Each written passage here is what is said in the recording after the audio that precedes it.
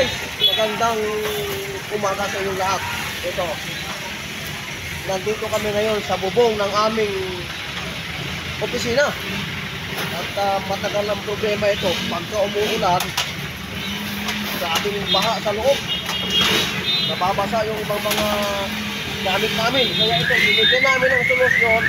Umakyat kami at inalam namin kung ano yung mga pinanggagalingan ng leak. So ito, nabukan ko na kami ngayon dito. Gamit namin ng wangin, siminto, at iba pang mga gamit. Okay. So, ito yung makiting naming alalay dito, si Sergeant First Man Hidlaw. Sa kanyang mga employees natin, tulong-tulong kami rito. So habang maaga pa, dapat agapan natin kasi baka lumala ang leak, mas lalong malaking problema. So sa inyong mga bahay, pagka may ganyang mga problema kayo, solusyon kagad ang problema.